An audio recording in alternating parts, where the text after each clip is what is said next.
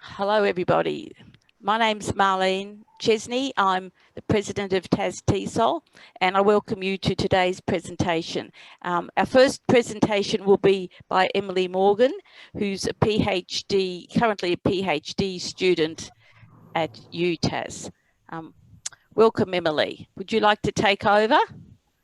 Sure, thank you, Marlene. I'll just click share screen. If you can stop your screen sharing, I'll start mine.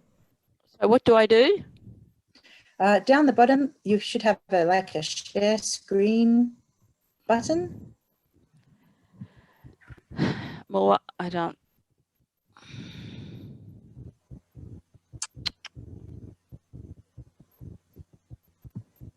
Or maybe it's at the top, actually. You are sharing your screen, it might say. Oh, yes. And if you can click somewhere there. I'll stop share. Yep. That's the one. Yep. Perfect. Lovely. Oh, good. Okay, thank you. All right. Okay, can everybody see my screen now? Yes. It should say cohesion and coherence. Great. Oh, and please let me know if you can't hear me. My internet connection's a little bit dodgy. So, thank you, Marlene, for inviting me to speak. Some of you might remember me from last year when I presented my PhD project and talked about some initial results. Just going to stop my video too in case. Your sound is going on and off. Oh, it is? I'm sorry, guys. I'll do my best to speak clearly. Tell me if it gets really bad, please. So, to recap on my PhD project, and those who weren't here last year, I am investigating ways of teaching English as a foreign language, particularly writing skills, and I'm using a specific linguistic theory, systemic linguistics, which is the basis for deciding what to teach and how to teach it. So I delivered a 3-month program on English writing in Japan last year. And I'm just going to click to the next screen. There you go. And we focused on academic and IELTS style essays. And it was very lucky I did do that last year because I certainly wasn't going to get to Japan this year. I'm currently analysing the results from that project. So today I'm here to talk about what I have learned about teaching cohesion and coherence. Cohesion can be defined as the grammatical and lexical linking within a text that holds a text together. And coherence can be defined as the way a text is made meaningful. The language features which make a text coherent are included under the umbrella term of cohesion. So if you think about cohesion as the links in a chain, coherence is what shape that chain makes at the end. So cohesion, these language features include connectives, such as because, however, on the contrary, therefore, and another cohesive previously mentioned. So here's an example of reference use. The factory closed down permanently. It was no longer making money. This led to a loss of jobs in the town. So here the references are it and this, referring to the factory and the factory's closure.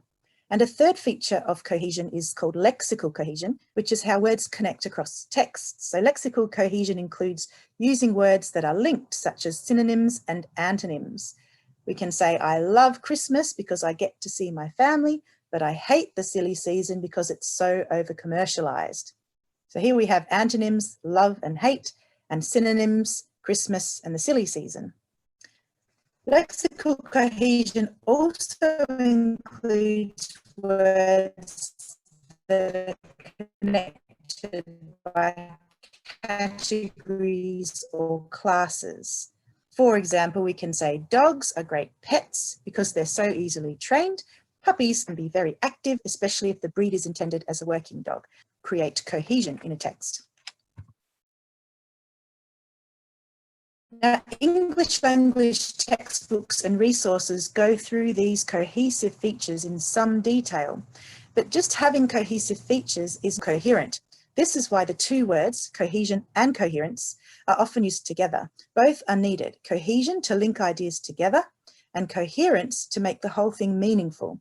You could also put it like this, that a text is cohesive if cohesive ties are used, but it is only coherent if the cohesive ties are used appropriately to convey meaning. Here's an example of a text which is cohesive, but not coherent. Dogs are excellent candidates. However, celery is their favourite green vegetable. This situation can be explained by agriculture because the Australian Greens Party won the election. Here we have connectives, however, and because. We have references, there and this situation. And we have lexical cohesion, green and green, plus celery, vegetable and agriculture, plus candidates, Australian Greens Party and election. But none of these cohesive ties help us to get any meaning out of the sentences. As you can see, cohesion may be considered the Lego bricks that you can use to build a coherent structure. But if they're not used appropriately, it might be difficult to work out what the structure is at the end of the build. This is where coherence comes in. For students of English, cohesion and coherence are frequently emphasised. In IELTS, one of the major assessment criteria is cohesion and coherence. And teachers of English look for this what our students have to master if they want to study in English medium universities. Unfortunately, a lot of the emphasis is placed on cohesive devices and less emphasis is placed on coherence during teaching. This is understandable because coherence can be a difficult tool to explain and therefore to teach. Also, we naturally want our students to understand and use cohesive ties correctly in a mechanical sense. Making mistakes with references or connectives, for example, can easily lead to poor cohesion as well as coherence. So here are some examples of reference errors from my students' work. A global language enables us to talk smoothly and express their ideas globally. And every language has unique history and culture. We should not lose these things. In both cases, the error is small, but it's enough to break coherence for a moment while the reader sorts out who the writer is talking about in the first sentence, whose ideas, and what should not be lost in the second, this thing, language, or these things, history and culture. And an error with connectives. In the result, I strongly agree with the opinion, because the world requires us to be more global. In this case, the two connectives are problematic. In the result is not a grammatically accurate connective phrase. It should be as a result, or in the end, or one of several possibilities. Also, the location of because is tricky. It starts a new sentence, and so the reader expects the idea to be continued. Because the world requires us to be more global, we need a global language, for example. However, this because is actually connected to the preceding sentence and should not have been interrupted by the full stop. It would be better if it said, I strongly agree with the opinion because the world requires us to be more global. Pause and rebuild meaning before they can continue. So you can see it's certainly important to teach cohesive devices and ensure students can use them with grammatical accuracy, but learning to use cohesive ties correctly may still not be enough for students to achieve coherence, that is, meaning, in their written texts. During my research, I learned about other factors that may influence coherence in English language written texts, and one of these is called given new structures. Given new structures are all about where we place emphasis in our sentences and clauses. In English, we tend to put information that's already known or assumed or recoverable from context at the start of a clause or sentence, and we put new information, which furthers our argument, at the end. This allows us to build on information logically, gradually making a coherent, meaningful argument. So, on an essay about climate change, we might start with the words climate change. This information is not furthering the argument, rather it's setting up a situation which will then be developed in the next part. It's our given information. Then we add something new, something about climate change. Climate change is having widespread effects. Now we have some new information, something about climate change. In the next sentence, we repeat the structure and build a new layer. Some of these, that's now become our given information, which we've heard before, the widespread effects.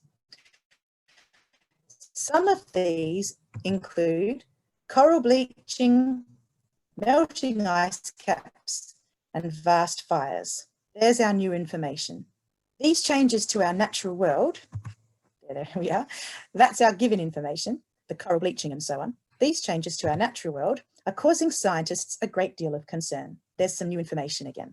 So this is an example of a zigzag pattern in which the new information of one clause becomes the given information of the next. There's also a linear pattern to build meaning in which the given information stays the same, but is followed by different new information to expand on the idea. A university degree is more and more important in today's society. It shows the world that you have learned valuable skills and knowledge. The it here refers to a university degree, so it's the same given information. A university degree sets you up for a variety of high-income jobs. Many degrees can be done via flexible learning. Although it's not the exact same given information, it's close enough to still form a linear argument. Some degrees can be as short as 2 years in length. So this is another example of a given new pattern to form meaning. Now these structures form the common pattern in English, which we call the unmarked pattern. English writers can choose to break this pattern and put the new information first for effect. This is often the case with news headlines. In fact, when I was looking through one newsletter the morning that I wrote this presentation, I saw the following examples. Australia's refugee intake falls 30% below target as pandemic takes toll. Victoria could have eliminated COVID in 6 weeks by entering stage 4 lockdown in July. Huge cat found etched into desert among Nazca lines. And I never pronounced this right. Berejiklian's ex-boyfriend faces federal inquiry after shock revelations. All 4 of these sentences have the new unknown information first and all the context at the end, where people don't have to bother too much about it. News outlets in particular do this a lot because they're always scrambling for our attention. The ability to avoid agents, such as who found the huge cat, makes this marked structure easier as well. It's good for nice, short, punchy headlines. But in formal English writing and academic writing, the unmarked structure in which new information furthering the argument comes at the end is the norm. Whether you're looking at information reports, persuasive essays, historical recounts, or narratives, it's a simple and logical way of building layers of meaning to achieve a communication goal. I should mention for those of you who are gramophiles that this is not a grammatical tendency, it's more of a meaning tendency. Given and new structures can't always be mapped to things like the theme and rime or the subject-object of a sentence, for example. It's more of a meaning-based structure rather than a mechanical one. And this pattern in which given information comes first and new information follows is actually not the normal pattern in all languages. In Japanese, for example, it's more common for new information to come first. This effect of a student's first language can impact their efforts at writing coherent English. I taught students in Japan about this standard given new structure in formal English writing. We practiced rearranging sentences, building up levels of meaning across sentences, and identifying given and new information in model sentences. Students reported interest and pleasure in learning about this structure, which was new for them. They had not been taught about it previously. But it is important to note that it still remains to be seen whether it helped their essays to be more coherent. I'm finishing off the analysis at the moment. So summing up, one of the language features I was interested in with my PhD project was coherence and cohesion. In particular, I wondered if I could help students to build coherent texts by teaching an explicit tool, that of building up meaning using given and new structures, in the same way that we help students to build cohesive texts by teaching explicit structures such as connectives and reference. So far in my analysis, I'm seeing that students' use of given new structures did change after teaching, and that they used fewer marked structures in which the new information came first. I'm looking forward to seeing if this change leads to judgments of better coherence in their writing. Further studies involving more students and more written work will still help us further to determine if this structure is useful to help students' English writing be more coherent. Thanks for listening. I hope I haven't gone too far over time there. I'm finished. Right, thank you. Yes, Emily, I was just remembering where I put the unmute button. Oh, that's okay. Hello. Hi. Good. I'll stop sharing, I think, shall I? Put my video back on. Lovely, lovely. Now, I don't think there's any questions yet. Would anybody like to ask a question? We can do real live questions, couldn't we? People unmute themselves. Have you got your hand up, Megan? I have. It's a long time to hand. Oh, there you are. Your hand. Yeah. I know. Excellent. More of a comment, or maybe a sort of a probing question. But you talked about the difference between Japanese writers and people for whom English is their first language. So, in your research, are there sort of cultural elements that you look at, or is that part of the work that you're doing, or the explanation for different projects? It started out in the project, but the project was this big and I had to bring it back down to this size. So much as that is interesting, I've had to really cut back on the amount of cultural information that I include. It's fascinating though. Yeah. No, I mean, and I suppose it's very much also part of how your students in Japan were taught to write as well, and the types of texts that they were taught to write. Absolutely. There'd be different types of texts and they would be. Yeah. Absolutely. And I think they tend to be taught narrative more than essay up to the high school level.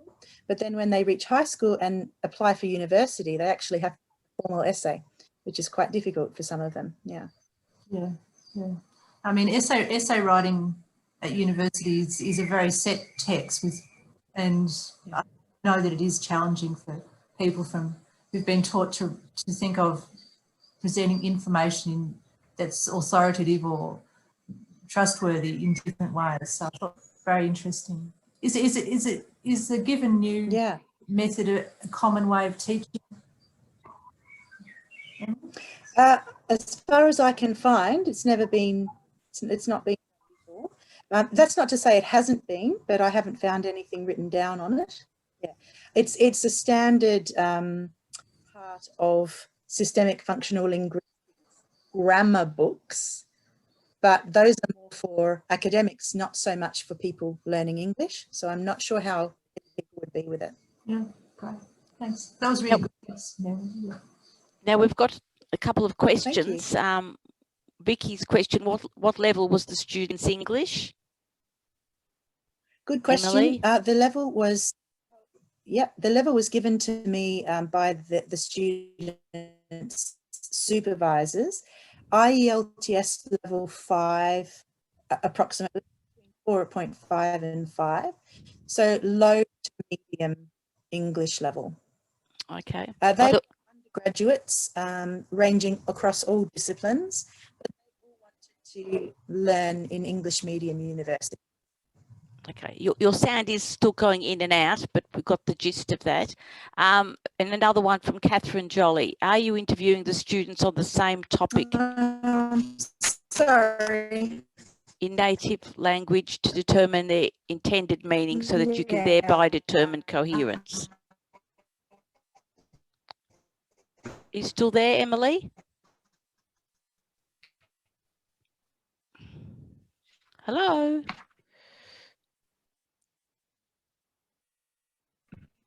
We may have lost Emily. Hello. Right, maybe this is a good time to change guest speakers. Oh, Emily? Yep, can you hear me? No, yes, but your video's gone and I haven't been able to see you. And we can't hear you. It's very odd. I'm wondering if we... Okay, I'll log off and come back. Okay, shall I let Merrin start? Yeah, that's fine. All right, and then we'll come back to your questions later. Okay, bye-bye. Sure. Okay. Okay, so Merrin? Yes. Oh, Hi. hello. Hi, I'll hello. introduce you then. Sure, go ahead. Sorry about that. No worries. Okay, this is Merrin Henry Lung, and I was told that she's actually from UTAS in Tasmania, but since then I found out that she actually hasn't arrived yet. She's got stranded in Melbourne. Oh well.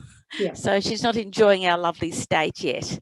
Yeah. But what you officially appointed earlier in the year, were you? Yeah, I took up the post in May. So I moved over from Hong Kong, where I'd been for about almost 6 years.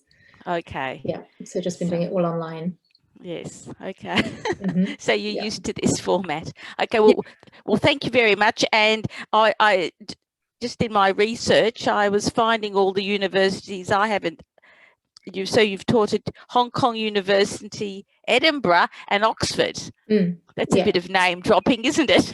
Well, I don't know. Well, I didn't drop the names. Well, in Australia, out, so, in Australia, if you said you were Oxford and Edinburgh, rather highly rated. They're all right. They're not too bad. Yeah. Not too bad at all. Yeah, it's good experience. So. Yes, I think we're very lucky to have you. So thank you very much for coming. You're very welcome. You might not be saying that at the end of the talk, but let's see. Okay. But thank you ever so much to everybody for being here, and also just for the invitation, for Megan for facilitating it, and for Marlene for letting me come and speak to you. It's a real pleasure to be able to meet you, albeit virtually, and hopefully one day I'll be able to meet you face to face.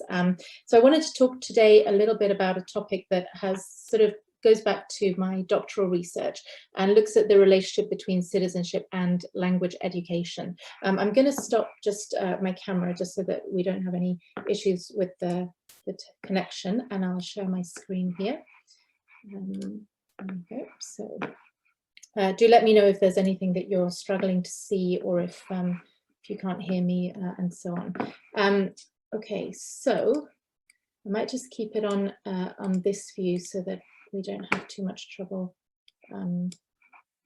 switching between slides. So as I said, I want to talk a little bit about the relationship between citizenship and the language classroom. And although this sounds like a very different topic to Emily's, I think it's quite a nice combination, because it's a sort of reminder that there are multiple processes going on in the language classroom, and that when we're teaching language, we're teaching both the systems of language, and then we're also teaching the sort of social aspects of language, and what language really means beyond the classroom and in society. So I think this is probably quite a nice combination of topics. So we're all aware of a number of global shifts that have happened in recent decades. We can, most recently we can talk about COVID, which has kind of turned our world upside down. But if we go back a few decades, we're really looking at phenomena that have caused a massive human movement across the globe for lots of different reasons. So we see, for example, what was considered quite a rapid expansion of the EU, and then unexpected exits. Particularly, we've had Brexit in recent years. We've got obviously the global heightened threat of terrorism. We've got ongoing refugee and displacement crises, particularly looking at the numbers going into trying to get into EU countries, but also really across the world. And it was interesting that Emily referred to in one of her quotes the 30% drop in the number of refugees being entering into Australia as well. The UNHCR actually calls the current situation the greatest humanitarian and refugee crisis on record. And Eisen, who does a lot of work in citizenship, refers to the kind of human movement that these sorts of phenomena have led to. He says the number of people living outside their country of birth is now the highest in history. And he then goes on to cite the stocks of foreign-born populations have reached unprecedented levels. That's a quote from the OECD. And I chose this quote from Eisen for two reasons. One, because of just a factual statement and that sort of scale of numbers that we're looking at. And obviously there's a lot of implications of that. But also this use of the word, the stocks of foreign-born populations, is really interesting, I think. It does sort of have a negative connotation built into it. And even the use of the term foreign-born populations really echoes of these notions of exclusion, of us and them, of otherness, and so on. And so all of these notions are very much at the heart of what are quite heated debates at the moment around how do we understand citizenship, how do we understand identity, inclusion, exclusion, membership. All those concepts are really being sort of turned on their heads and really being challenged today. So just to kind of give us a little bit of an overview of how we can see the notion of citizenship developing and emerging. And this goes back to, I'm drawing on the literature here, but the literature obviously reflects very much what we've seen also in social discourse. So Kay and Starkey, who do a fair amount of work around human rights and citizenship and so on, they talk about what we used to think of as the good citizen. And the good citizen was the one who, you know, upheld what were considered moral virtues, was a good neighbor, respected individual rights, well-behaved, things that we wouldn't think of as bad things necessarily. But the interesting thing about this notion of the good citizen was an emphasis on obedience and on conformism. And towards the sort of 1980s, 1990s, we started to see the emergence of instead an emphasis on active citizenship. So the active citizen being seen as not just one who sort of passively conforms and submits, but one who is engaged and participating in society, one who is wanting to engage in lifelong, life-wide learning, so developing knowledge and skills and behaviors by participating in society at its different levels and in its different contexts. What's particularly interesting, I think, is that as this notion of the active citizen emerged, we see a different emphasis from the relationship between the individual and the state towards an emphasis on the relationship between the individual and society, and the citizen starting to be seen as an active member, someone who is co-constructing society. So not sort of being, not conforming to pre-existing structures and norms, but actually shaping those norms and shaping those structures. And of course, we can argue that to some extent that's always been true, but it hasn't explicitly been recognized. And so that's what we're seeing, is this kind of more explicit recognition of it. Now, moving on, perhaps another sort of 10 years or so, then we start to see what is sometimes called in the literature as the unnamed figure.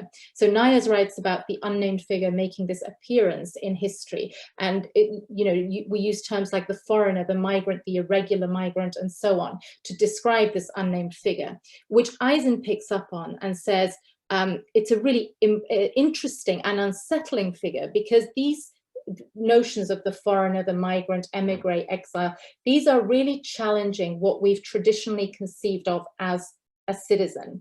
So although they are in a sense kind of not unrecognized, but sort of difficult to define, these particular figures are actually turning on their heads this idea of the citizen as having a singular loyalty, a singular identity, and belonging to pre-existing structures.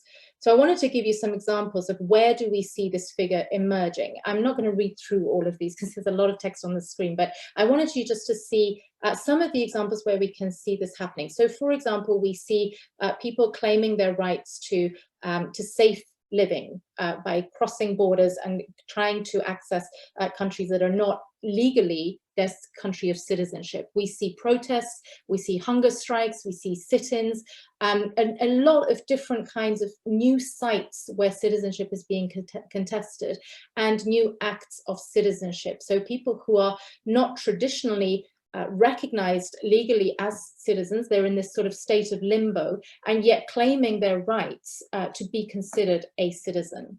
And so this is what is known now as the critical activist citizen. So this is where citizenship is sort of stands today, is where we think about it in terms of critical activist citizens. And so this refers to particularly, but not only, refugees and migrants who are demanding their rights of enacting themselves as citizens. These again are people who are do not necessarily enjoy a state-based citizenship because of their the context that they're coming from, but who are actually demanding their right to have rights, as it were. And Mazadra actually says that these struggles that we're seeing in these groups of people are they're significant social movements, because it's here that we see the notion of citizenship as something that is closed, something that is fixed, being sort of opened up and being questioned and being challenged. And instead it becomes more about the relationships of solidarity that are emerging, and also the acts of citizenship that are being undertaken. So when we think about acts of citizenship, these are what are described as the ways through which subjects who aren't citizens enact themselves as citizens. So we see also that these acts of citizenship shift the traditional sites of where citizenship is contested from, for example, notions of voting, social security, military obligations, and so on, towards the media, networks, the streets, and so on. Now, a good example of this has been particularly the recent Hong Kong riots, for example, where we've seen actually these notions of citizenship, identity, and the power dynamics involved in that really played out on the streets, and played out very much in also social media, which was an enormously powerful tool during those riots. That's just one example. We also have the Arab Springs protests, and even to some degree we can argue that movements like the Me Too movement are also kind of challenging these sort of existing structures and power dynamics and membership and so on. So then the question arises, what does this have to do with TESOL? You know, is this kind of social critique, does it have anything to do with me as a TESOL teacher? Do TESOL teachers have a responsibility, or is it even a possibility that they can contribute to citizenship? And of course, you know, over the years, I have heard different sides to this argument, with some people saying, well, this is not the remit of the TESOL teacher. The TESOL teacher is there to promote linguistic proficiency, linguistic competence, and this kind of idea of power dynamics and legitimacy of social practices goes way beyond our scope as TESOL teachers. And that is certainly one position. And, you know, I think at the end of the day, I think it's very much down to the individual to make those decisions, those professional decisions, and where they feel that they are called to. But obviously, from my perspective, I'm going to present a different view. I think, first of all, hopefully we would all agree that language is not neutral. The way that we use language is always laden with power dynamics and with power relationships and so on. If we look at some of the questions that we have to ask ourselves as languages teachers, for example, which language do we teach to start with? That is an enormously value-laden question, and particularly when we're working in the field of TESOL. What structures and vocabulary we teach, which materials we use, how we assess, what we assess. I mean, assessment itself, language assessment, is very imbued in particular values and worldviews. So just from that perspective, we can argue that actually all languages classrooms, and perhaps even more so the TESOL classroom, are sites of emerging citizenship, where we see these values being played out. If we draw on the literature on that relationship between language and citizenship, and again, I think this is not something I need to convince language teachers of, we see that language is very much plays a really important role in shaping our identities, in helping us to negotiate our sense of self, in enabling our access to social structures. That's primarily done through language, in making our voices heard in society. And Whedon says language is the place where actual and possible forms of social organization and their likely social and political consequences are defined and contested. Yet it is also the practice where our sense of ourselves, our subjectivity, is constructed. If we agree with this, which maybe you don't, but I do, then the conclusion is that really it is through language that citizenship is enacted. And if that's the case, then if we move to considering the role of language education, then it becomes a really crucial role. So through language teaching is where students can be given the opportunity to understand diversity and difference, to actually engage with diversity and difference, and to critically unpack it, and to critically analyze their own positioning towards diversity and difference, and foster an appreciation for that. It's through language that we start to see how other people think and express themselves, and also why they think differently to the way that we might think. It's also, I think, very much through language learning that students are given unique opportunities to be able to negotiate multiple identities. The very act of learning a second language does require that students begin to adopt an L2 identity. And there's a lot of theory, even, we look at the field of motivation, and one of the key driving theories there at the moment is the sort of notion of the selves and the ideal self, and this idea of identity being at the very heart of language learning. So if we say that that's the case, well, then obviously there are enormous implications for citizenship, because citizenship and identity are notions that very much overlap with one another. But obviously this doesn't happen automatically. It does require a particular kind of language teaching that not only exposes learners to cultural diversity, but also equips them with the tools for critically engaging with that diversity. And there have been studies that have looked at what are the effects on students' intercultural competence, intercultural attitudes of just being exposed to the culture. And in many cases, actually the effect is just that it emphasizes and reinforces stereotypes that they had before. So there needs to be opportunity to unpack those, and particularly to start from the point of thinking about what are my attitudes, what are the attitudes that I hold, the beliefs that I hold, and what is my stance towards otherness. So that has to be inbuilt into the language teaching. I wanted to just quickly emphasize this point about the role of languages, particularly in terms of English. So if we think about the phenomenon of global Englishes and ELF and the increased recognition of these particular variations of English, I think this again also feeds into this idea of the relationship between language and citizenship. So it raises questions about who owns citizenship, given that the numbers of non-native speakers are so much greater now than the number of native speakers. There isn't an easy answer to that question, but the question itself is important, and again feeds into these discussions about ownership, about identity, about power dynamics, and so on. And importantly, what role does English play in the way that we view what it is to be a global citizen, and who is included and who is excluded from that particular status? Again, I go back to Hong Kong. In Hong Kong, the role of English is immense in terms of gatekeeping. So, if you have English proficiency, it opens up a whole different world than if you don't.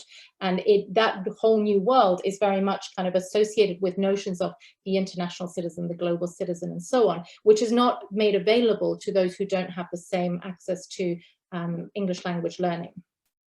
So I'm aware this is a bit of a whistle-stop tour, so hopefully we can explore some of these ideas in a bit more detail later. But I just wanted to run through with you three particular ideas that have emerged from the literature as to how we can start to engage with some of these ideas within the language classroom. They're quite straightforward ideas, but I think there's potential to kind of develop these and expand these to your students' needs. So the first one comes from Holmes, 2014, and Holmes talks about the importance of just having that basic opportunity for students to explore identities. So Holmes argues that how we project ourselves and the kinds of identities that we now ascribe to ourselves has become infinitely open-ended and variable and complex, and we project different identities in different contexts and so on.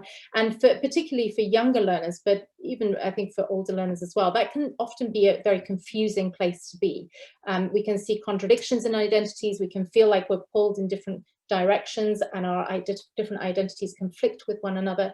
So Holmes argues that it's important to explore that idea of identity, not only of the identities we ascribe in ourselves, but also those we ascribe on others, and those that other people ascribe to us. So Holmes suggests by starting with very simple questions, well, they seem simple. Who am I? How do I present myself to others? How do others see me? And then pairing students up to discuss those kinds of questions. After that discussion, then she suggests that you get students to list the different types of identities that they can think of. This doesn't necessarily have to be identities relating to themselves, but what are all the different kind of categories of identities that we use to classify people, as it were, for want of a better term. Then discussing that list with the partner again, and thinking about whether we want to expand that list, and then thinking about the nature of those identities, how they differ, and thinking about examples of each one, moving then to think about the different kinds of vocabulary that we can use to describe their identities. Now, Holmes finishes the activity there, but I think that can lead into quite an interesting class discussion about the sorts of the diversity of identity that we have, that we manifest, what are our experiences of these different identities, and even questions such as why do we feel comfortable or uncomfortable with multiple identities? What is it about something that is different, something that is other, in inverted commas, that makes us feel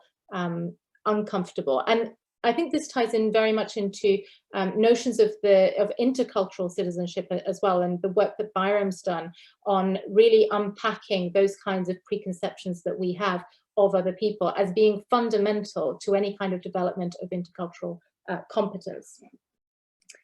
The second idea comes from Morgan's study, and Morgan was working with a group of ESL learners, mixed level, intermediate to advanced, and these were students who had recently immigrated to Canada from Hong Kong ahead of 1997. So this was obviously the year of the handover for Hong Kong, and so what you saw was a lot of people leaving Hong Kong before 97 out of fear of what was going to come post 97. Then a lot of them came back, and now a lot of them are leaving again. So we'll probably see similar sorts of issues coming up.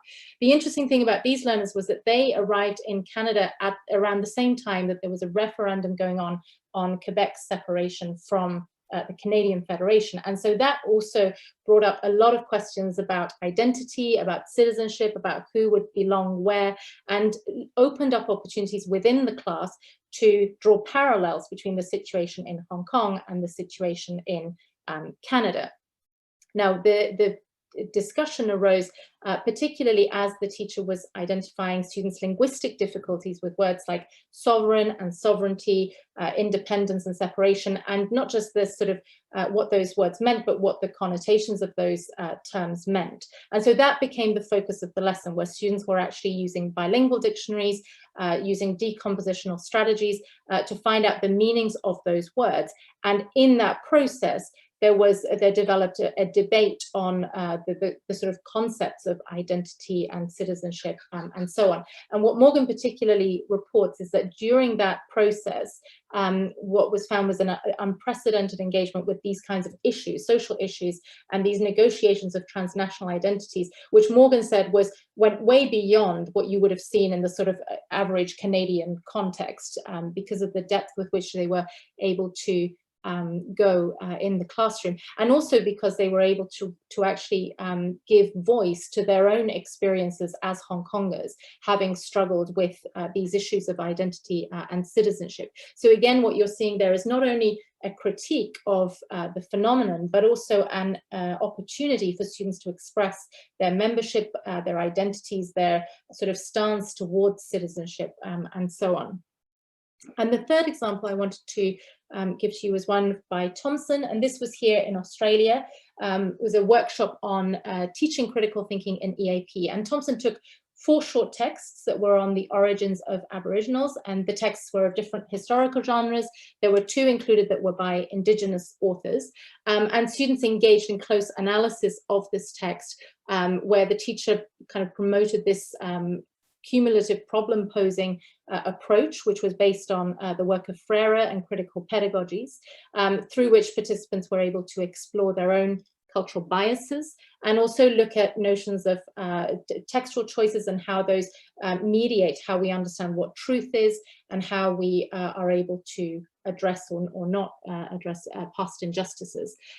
Within this particular intervention, what Thompson was looking at was really the way of integrating this critical ideological component with the sort of more pragmatic ESP language tasks. So it was about analyzing academic texts, but within that context, there was this discussion of the sort of more social issues, if you like.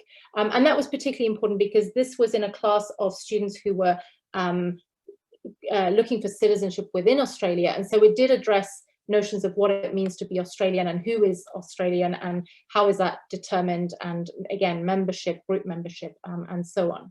So those 3 examples I think can sort of showcase different ways in which it's not an either or in language teaching. It's not a kind of either we teach language or we engage with these notions of citizenship and identity. I think in any case, the two things are very much intertwined. The question is, to what extent do we exploit that relationship in order to actually give our students a richer language learning experience? And I think actually what we find repeatedly in the research is that where these kinds of interventions do take place, they do invariably lead to richer linguistic gains as well, because the kinds of vocabularies that students are using, that they're looking up, the kinds of linguistic structures that they're engaging with are, you know, by necessity become more complex as well. One thing to mention is that when we look, for example, at Morgan's study, and this will be true of others, similar ones as well, Morgan does acknowledge that the dictionary work and the small group conversations they were having at the beginning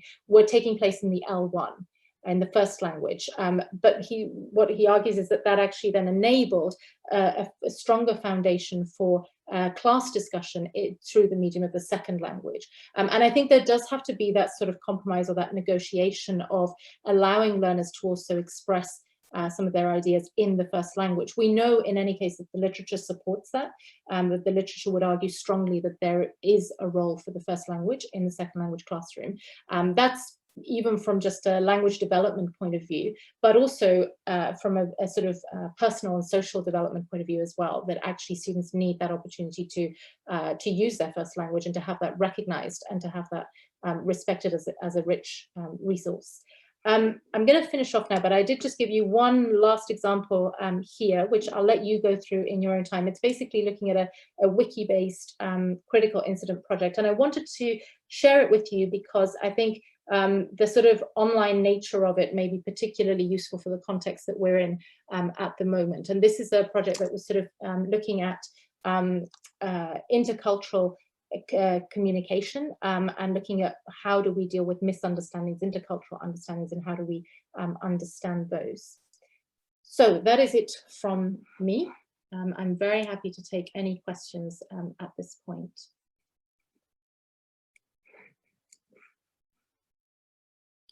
I don't know if anyone can hear me.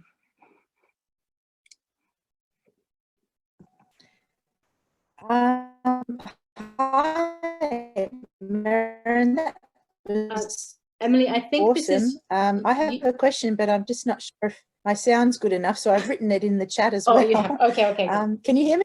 Yeah, I can. You're just, it's just still a little bit broken up. But I've got your question. So let me have it's a long question. Give me a second to just read it. Oh, that's okay. It's good. Long questions are good. So I found it interesting that my research skirts along this vast area. What English should we teach? Yeah, what rules or forms of English are acceptable and should we encourage more and varied Englishes rather than restricting students to traditional formal structures? In my research, I was focusing on helping students to achieve specific goals of improved, IELTS scores, of course. So I felt forced to teach students those traditional rules and forms as these are what they would be assessed on. Yes, I wonder what your thoughts are on this. When, if ever, might these traditional bastions of standardized tests and academic English become more inclusive? That's a really interesting question, Emily, which of course I cannot possibly answer. But I think, but yeah, and to be honest, I think maybe a little pessimistically, I think there's a lot of sort of monetary motivation on not really opening this up. You know, I mean, if we were to say, well, you know, we are going to accept new variations and so on, well, what are the implications then for materials developers, for the whole IELTS itself is a massive money-making industry, as are all standardized English tests. So I think there's that issue. Interestingly, though, I also have to say that I actually have asked my students these questions when I was teaching, for example, in China or in Hong Kong, or teaching Chinese students in the UK. And I know this is a little controversial, but I have to say they don't always buy into it themselves. Some do and some don't. Some of my students have said, yes, this of course is an issue of equity. And this should be happening. But other students, and you know, to what extent this has been influenced by, you know, educational background, by the kind of messages that they're receiving and so on is something to consider.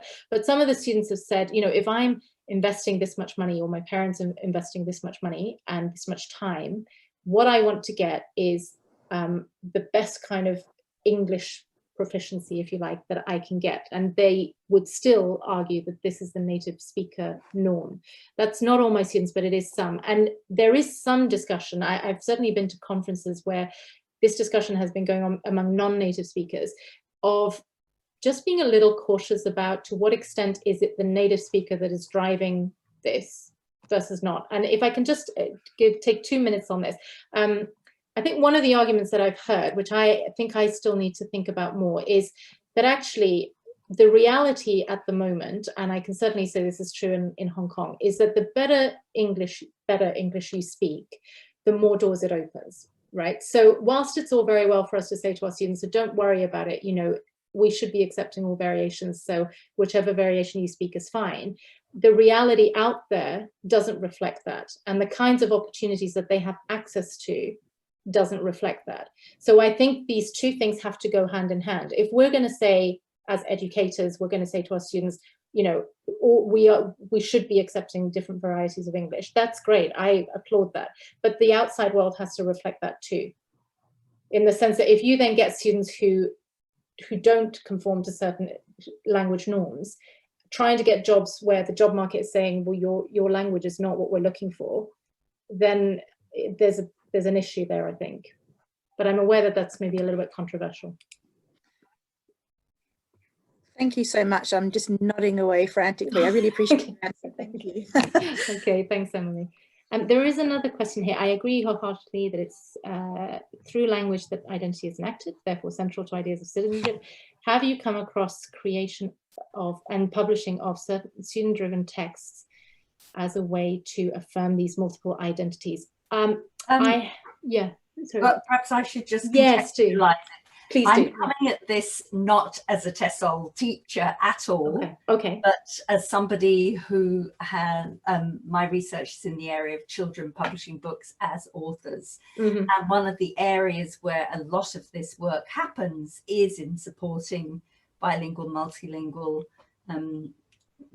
full language repertoires and so on. Yeah. So I'm fascinated by what you're saying. It's absolutely wonderful to hear this debate around citizenship.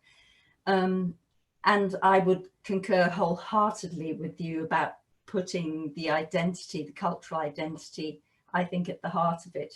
And I mean, just the last question, for me, the starting point is with young children. If children start off without a sense of their identity in a learning space, for instance, going to school where their home language is not actually formally recognized in the school, that is a major barrier. And you're never going to get near the point of them being able to access the bigger world, because they're shut down right at the very start. Yes. And so for me, it's absolutely fundamental that you start with identity. And I think providing platforms to tell your own story in your own words and open up what is acceptable linguistically has to be the starting point. Yeah, I couldn't agree more, Victoria. I mean, I think, you know, I think that's one of the problems I think at the moment, is that really there's not that much of this that happens in curricula. So if you look at a lot of language curricula, they're very, in some ways very dry, but a lot of it, what you normally see is you see a preamble that talks about the importance of language and identity and citizenship. And then you see the rest of the curriculum, and there's really not very much about that at all. And there's a lot of demand on teachers in terms of sort of structures and vocabulary, and there's not space in the curriculum, I think, often to explore these issues. So I do think that it would require a sort of overhaul of curricula. And I think with that would perhaps then come development of materials, because the materials are sort of responding more to what's happening in classrooms at the moment. I know that the EU has done things like they have the autobiography of intercultural encounters that they have also for young learners. That doesn't get used as much in the UK as it should, perhaps, but I think it does get used in other European countries. I think things like that are a good step in the right direction, but it needs to happen a lot more. And to add to that, perhaps what also needs to happen more is that we as teacher educators need also to support teachers in those pedagogies, because they're quite different pedagogies to language teaching as we know it, sort of thing. So Yeah. Indeed. Yes, that would be my experience. Yeah, yeah, I agree. And just let's see if we've got any other. Does the wiki-based slide have something after it looks interesting and useful? Marie Rose, there are 3 slides on the wiki-based project. So it does sort of outline the different phases and the different steps within the project. And there's also, I think here in the references, there's the reference here, Trejo and Fay, that you can look up. But if you have problems finding that reference, I'm very happy to provide that for you as well, to kind of, I can send you a PDF or something. And that outlines the whole project. Okay, I'm not seeing other, I'm seeing comments, but not questions. Are there any other questions for me? Or comments? Yes, hello, yes. Now Yes. oh, that's Marlene. I'm just asking anybody else like to ask a question.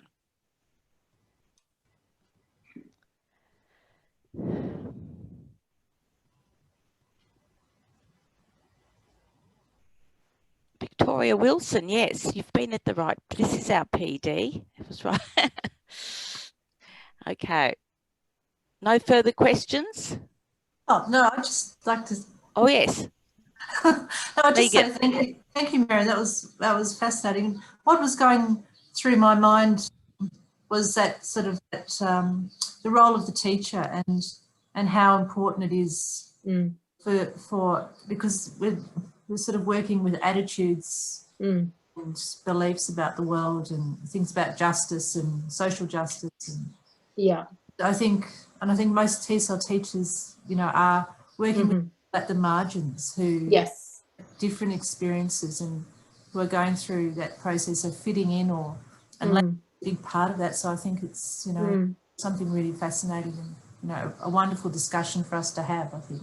Yeah, it's good. Yeah, yeah, and I agree. I mean, it's been really interesting actually for me, because I think that a lot of the students I'm teaching here in Tasmania are quite different to the kinds of students I would have been teaching in Hong Kong. And it's just been really interesting though to see just the level of engagement that the students who are mostly TESOL teachers have with the issues that their students are encountering, and really are at that sort of front-facing, you know, in that front-facing context of really understanding these issues and actually engaging with them and thinking about how do we respond to this in the classroom. I think, you know, obviously TESOL is such a massive umbrella term that it encompasses a lot of different kinds of language teaching, but I think what I've seen here so far is closer engagement with these kinds of issues and concepts, which is really encouraging to see as well. Yeah. And I think in Australia, I'm speaking generally with no evidence at all, but I do feel part of our social discourse or the things we talk about are, you know, we've had difficult governmental decisions about, and the words you were talking about, which we, you know, I think calling people alien or rivals, you know, some powerful emotive terms that filter through and change people's thinking about the other, you know, and you know, so we're a country that has gone through, I think, some difficult times in how we think about people who arrive here, whatever way. I think it's a good discussion to have. Yeah. Yes, and I was just thinking, after World War II, we had a White Australia policy in Australia. And when you think about the way, you know, the language. Yeah. And apparently, I was reading somewhere that I think it was immigrants from Italy, I think were allowed as long as they came from northern Italy, where they had lighter coloured skin than southern Italy. Right. Anyway. That's interesting. Well, I'm sure the UK has had its own, more than its own fair share of these kinds of policies as well. And not just within the UK, but ones that they've propagated over the whole globe as well. So I mean, I think it's a really, you know, it's good that we're now questioning these things and challenging them. So on. And I think the classroom's a great place to start that. Yeah. Yes, I mean, it all starts with the young people, doesn't it? Exactly. Yeah. And the prejudices or what they've been brought up with, and that's right, etc. And not to overlook the fact that, of course, English is not the native language of the land. Yeah, absolutely. So you know, as language teachers, perhaps we should be looking at our own identities Yeah. in the light of Indigenous languages and Indigenous land ownership and different things. Absolutely. And how do we bring that into the classroom in a real and authentic way, not just sort of tokenistic? Yeah. Okay, now, well, are there any other further questions for Maren or for Emily? No? Okay. Oh, well, that was very interesting. It poses lots of reflection also, doesn't it, about what we have done in our classrooms and how do we engage with the students. And also, I think for us as teacher educators as well, you know, how are we living this out? You know, how are we putting this into practice as well? Okay, and I'm just sorry that the couple of people in Queensland, I forgot to remind people about the time zones. But we are going to be putting it up on our TasTESOL YouTube station, so look out for it for the next week or two. Anyway, on behalf of TasTESOL, I'd like to thank you, Maren and Emily. Thank you for having us. Yeah, for coming along to our presentation. Well, not coming along, but anyway, thank you very much for presenting today. Yeah, and I will let people know in the next week or two when the recording is available. Lovely. Thanks very much. Thank you, and take care. Keep safe wherever you are. Yes, bye-bye from Tasmania. Thanks, Marlene. Bye-bye. Thank you, everybody. Bye-bye. Bye. Thank you.